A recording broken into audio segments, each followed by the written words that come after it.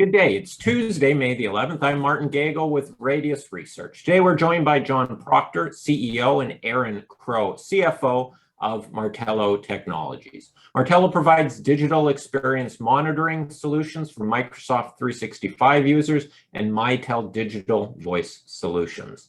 John and Erin, thanks for joining us. Let's hear the pitch. Thanks, Martin, and appreciate the time and the time of the attendees today. So usual early slide, and then if we want to drop down one more. What I'd like to do, Martin, is position this first into what digital experience monitoring actually is, because that's the question we often get from investors is, you know, I get the tech gobbledygook, but what do you actually deliver in terms of a business solution? And I've borrowed this slide from Gartner, and on the left-hand side of it is the technical underpinning. This is what we produce, the real user monitoring, the synthetic transaction monitoring. That's what we do. On the right-hand side is why people buy. What is the business problem that we solve? So if I look at things like cloud, and I've kind of mentioned this bit before, you hear a lot about software as a service, enterprises pushing into the cloud. That's also changes the culture inside an IT team. They can no longer say, we own the IT environment. They don't. They rent the IT environment. They borrow a capability from a Microsoft, from a Mitel, from Zoom, from whoever. And that's what software as a service is. You borrow a capability, an outcome. And what you really want to know then, if you're the business leader, you're the executives, is the money I'm spending on all these business capabilities giving me what I need, the return on investment on cloud services? And if you don't own it, if you don't own the data center, don't own the environment, don't own the application, you need to be able to have some system to measure it. And that's where we come in, because we can give you that quantifiable measurement of, are you getting what you paid for? Tick through that employee productivity, and you cannot, go anywhere near LinkedIn or any other sort of business environment these days where people aren't talking about hybrid work environments, employee productivity. And again, whether you're an HR person, professional, whether you're a CFO, you're all saying, how do we measure, how do we enhance, how do we try and track the employee productivity based on the business solutions that we bought? And again, this is where we come in. And the other one is key, and I'm going to talk a bit about partner stuff later. But if you offer Office 365 as a service, or even as an enterprise, if you bought Office 365 and you then offer to the business side, Office 365, you then have to support it. And when there's troubles, whether Teams doesn't work, SharePoint isn't loading, OneNote doesn't work, whatever it is, OneDrive isn't giving you what you expect, you're going to call the help desk. And there's two key measurements here. One is MTTR, which means time to pick up the phone, and the other is MTTR resolve, mean time to resolve. So how long does it take you to resolve a problem? And key here is, can we shorten this? Can we give you less tickets? Can we give you less troubleshooting time? And that's really the business solutions that we deliver, in those three bullets, kindly provided by a fairly recognized institution like Gartner. And if we drop down one slide, again, nothing's better than a tangible client. So this is a case study. This is our partner, company called Rapid Surgical. And if you and the attendees look at the right-hand side, you'll see this is their qualitative results. These are the benefits that we bring. Better performance on Microsoft applications, reduced tickets, productivity, performance issues, all these things. And that at the end of the day is money, right? And again, I'm going to use you, Martin, as my example. If you, Martin, call up your help desk and say, my Office 365 doesn't work, all the time you are on the phone trying to troubleshoot that with the help desk, not only are you paying for the help desk person, you're also not doing what you're supposed to be doing. You're not doing your job.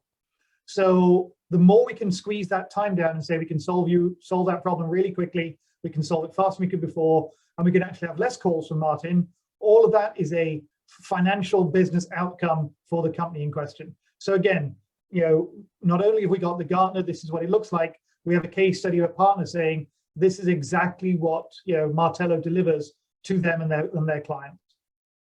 Next slide, please. So what's our growth strategy? Really, again, we've got organic, and we've said very clearly, we are going to see 60% growth in Microsoft users. And that's going to be a key benchmark for any investor on us, because when we announce we've got a client win, we don't see revenue the next day. It doesn't work like that. What we start to do then is onboard clients. So there would be a lag from us announcing we've got a win and we've got this many seats to that. And sometimes it could be 2 quarters. So 6 months from announcing a 50,000 person client to we are now getting all the revenue from that 50,000 seat client, because we have to onboard them. We have to spin up their software. We have to get their licenses sorted out. So again, just understanding that they're, if you're looking for a key benchmark on Martello, it really is that Microsoft users. That will give you a prediction of how big will Martello be, revenue perspective wise in a couple of quarters. And again, it's fairly simple. And then, that's the organic growth, and then mergers and acquisition. We're having conversations now with a couple of potential targets, and we're looking really, do we go broader into Microsoft space, or do we go, deeper into Microsoft space, or do we go broader? Think other SaaS applications, SAP, Salesforce, whatever it is, other critical applications that an enterprise needs to be productive.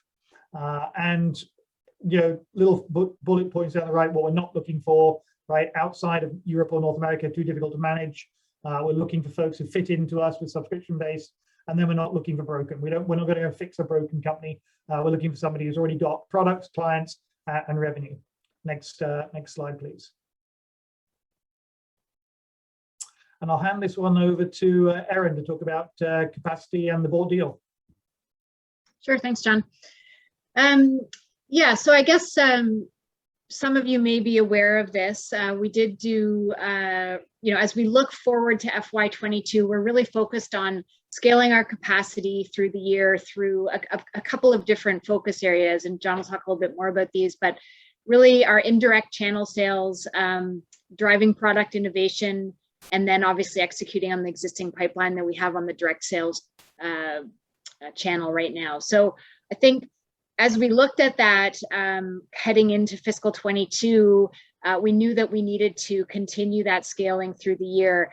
And we did do a bought deal in March, just under $6 million of proceeds in that deal, led by Paradigm and 8. And we issued just over 30 million units, which was a share and a half warrant. At the same time, we did a concurrent private placement with the previous majority shareholder of GSX, which is the company that we acquired that had the Microsoft technology. He had a preemptive right if we were going out to the market, and still firmly believes in the direction that we're going on the Microsoft side, and really wanted to maintain his share of participation in the company. So he also acquired some shares at the same time. So I think sort of a strong indication that we continue to be supported by previous GSX ownership, still believing in where we're going on that Microsoft 365 side. So in total, through those 2 deals, we issued just over 32 million units, again, share and a half warrant, and gross proceeds were just over 6 million when you combine the 2. And really the intention is to then use those proceeds to fund that scaling capacity as we head into fiscal 22, and really look to drive, as John talked about, the user growth on the Microsoft side through both the indirect channel and the direct channel. Thanks, Erin. If we drop down one more. And I mentioned before about this channel, we talked about partnerships.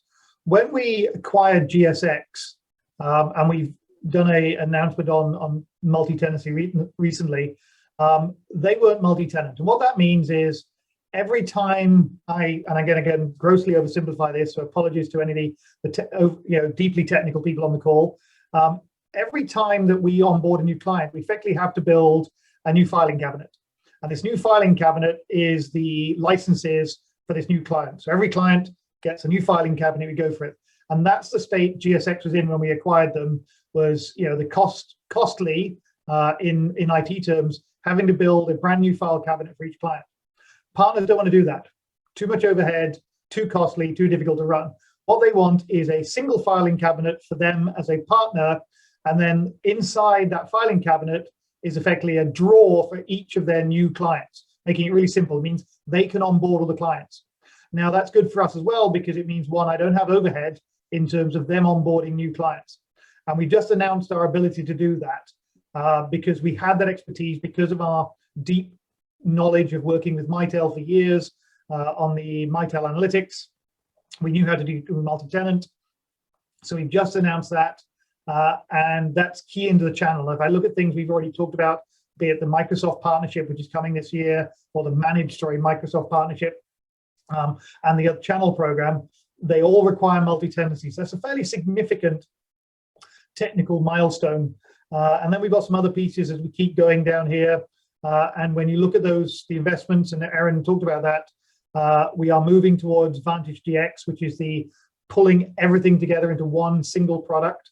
And there's quite a lot of excitement on the Mitel side on that. If you're a Mitel channel partner, many of them are also generic MSPs, which means not only they offer Mitel, they offer Office 365, they offer Teams, they offer Cisco, they offer et cetera, as any MSP will.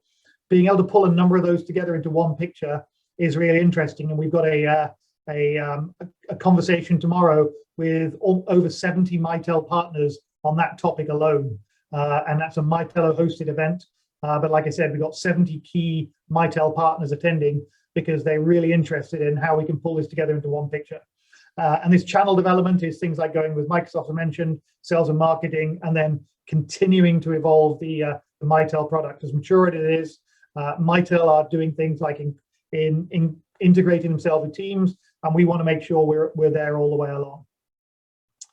So next slide, please. And Martin, I'm going fairly fast just because I want to stay on track and timing, because I know we want to get to questions. So a couple of things. We've never actually brought these out to an investment conference before, so this is kind of new. So we're recognizing our relationship with Martin and throwing something new at him for people to see. So this is what real user monitoring is. It means we can actually see what is going on at home, and this is key. Okay, and if you're the poor IT guy who's trying to troubleshoot, somebody in an IT environment, 9 times out of 10, and I'm using Martin's name in vain, when Martin calls the help desk and says, Office 365 is sucking, the first thing to say is, have you rebooted your machine? Right, 9 times out of 10. Right, so that's that slowdown because they cannot see. Right, they go with all those unknowns first. Reboot the machine, reboot the home router. What's going home? We take all that out. You call now, and the guy goes, "Yeah, I can see. Yeah, sorry, Martin, you've got 3 people playing Call of Duty, 2 on. Your Wi-Fi is just swamped. Sorry, you need to reduce some of that background activity at home to get it going." And the other thing is, there's no agent to install. This is again a significant advantage for us because otherwise, one, if you put an agent on that laptop, it's not only eating processing power, it's also taking bandwidth, but also the IT teams have to keep doing that for every single person. We can take that noise away. There's nothing to install at the end user or the office. It's a very clean thing, which IT teams really like. And if we drop down one more, this is actually one of my favorites. And if people can see me, they can see I'm in the office. That's because my home internet sucks. When we do this, most of the team laugh at me. I'm a great example of when we put this up. If you look at this picture, we can see from the home all the steps into that team server. Right, so we can see very clearly where the problem is. Is the problem at home? Is it with the ISP? Is it in the Microsoft environment, network environment, or is it the Microsoft server itself? And again, hugely important to try and troubleshoot those pieces and see where the problems are. And the other thing is, if you are setting up Office 365 and you're trying to configure it right inside an IT environment, this also becomes really helpful. So fairly significant tools, and as you saw on the roadmap that we're bringing to the market this year, that already we've got clients interested. At the moment, it's more of a case of saying it's not quite ready yet. We've got some beta clients going, but it's not ready for general release at the moment. But already we've got significant interest in this. And I'll hand back to Erin for some financial highlights. Perfect, thanks. So just recapping here, our historical financial performance over the last several years. If you look back at fiscal 2017, we were at 3.3 million in revenue. Since then, we have grown to a fiscal 21 run rate revenue of just over $18 million. So some nice growth there, and that's been driven, if you look back at 17, it was all coming from our Mitel revenue stream, our UCA piece. Since then, we've added on the acquisitions that we've talked about, as well as organic growth within the Mitel revenue side. So that's really where what the driver of the growth has been, those twofold areas, and where we continue driving growth, or continue to grow as we move forward. Overall, if we look at our growth over that period of time, it was just under 300% with a CAGR of 54%. And I guess a couple of other key pieces just to highlight on the financial side. We've got a very strong recurring revenue base. If you think about our overall revenue streams, we've got subscription revenue coming from our Microsoft 365 monitoring and our analytics piece. And then we've got a solid royalty revenue stream coming through the Mitel channel. And when you put those together, we end up with over 90% of our revenue being recurring. And we don't see that changing at all as we move forward, as we continue to drive those subscription revenue base. And then on the gross margin side as well, historically very strong gross margins on the Mitel channel revenue. And we've seen consistently strong margins also on our Microsoft 365 monitoring and our analytics tools. So the margins have been above 90% for the last many years, and expect to be in that range moving forward as well.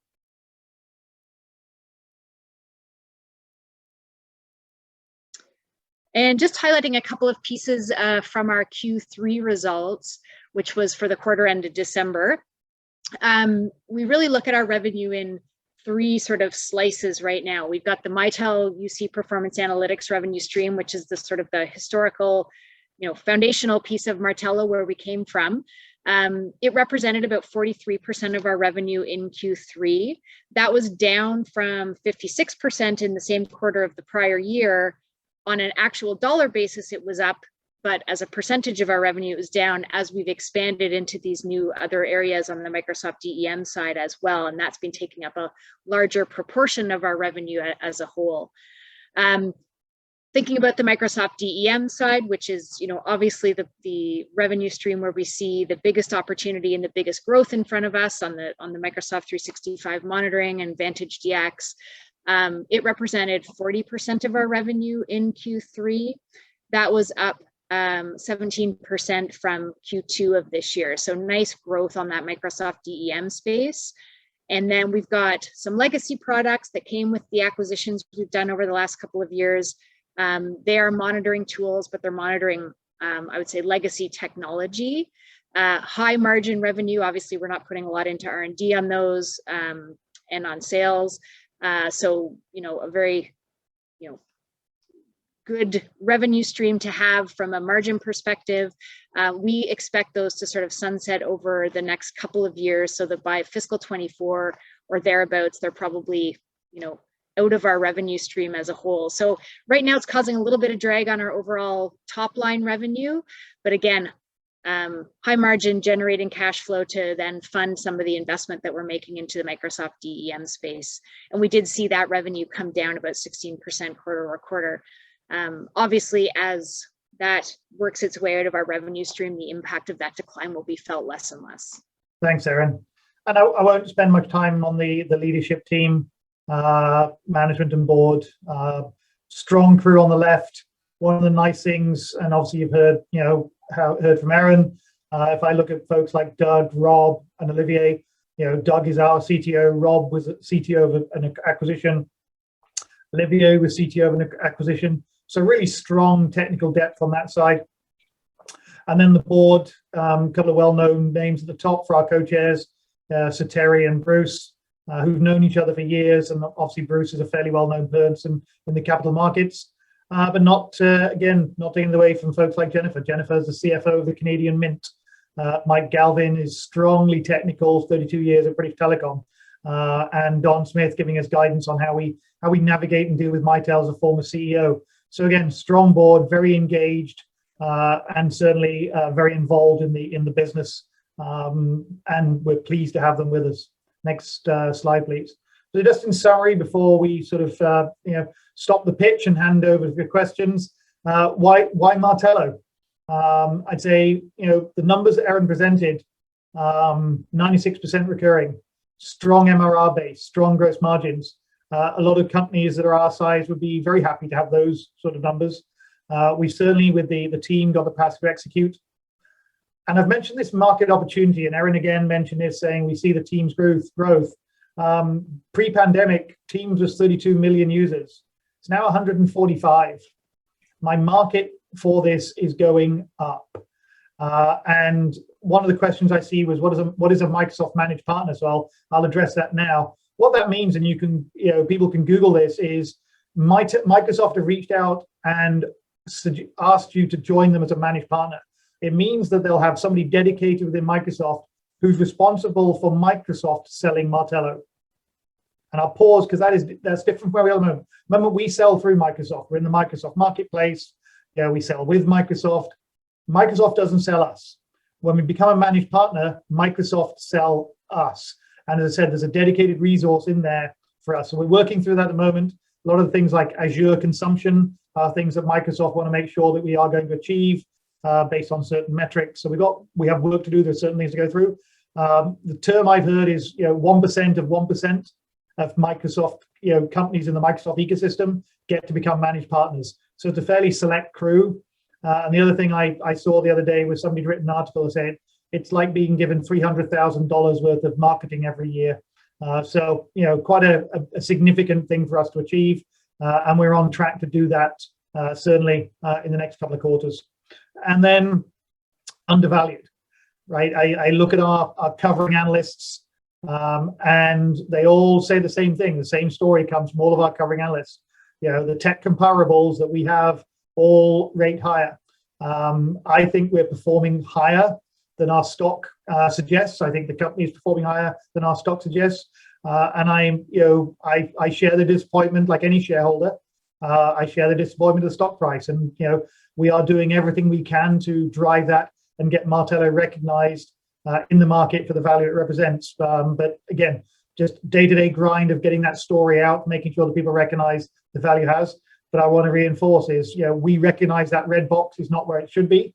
And we align with the coverage analysts that we do have that we should be a higher valued stock. And I'll pause there, Martin, and open up for questions from you. John and Erin, thanks for the presentation. Now we will enter the Q&A part of the presentation, the deep dive.